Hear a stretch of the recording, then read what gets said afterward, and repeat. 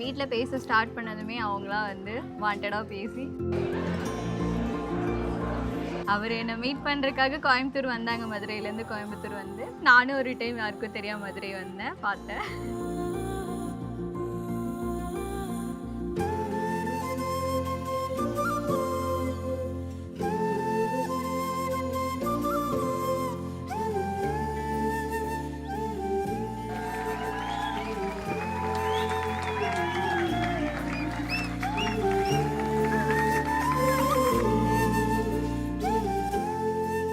எங்களது proper arrange மேரேஜாக இருந்தாலும் இந்த 6 மந்த் கேப்பில் கொஞ்சம் அண்டர்ஸ்டாண்டிங், லவ் எல்லாம் சேர்ந்து தான் மேரேஜ் இப்போ ஆயிருக்கு.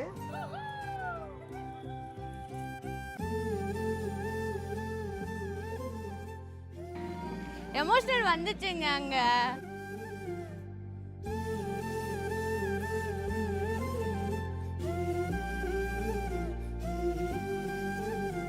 அந்த பொண்ணு லக்கி, அவ்வளோதான்.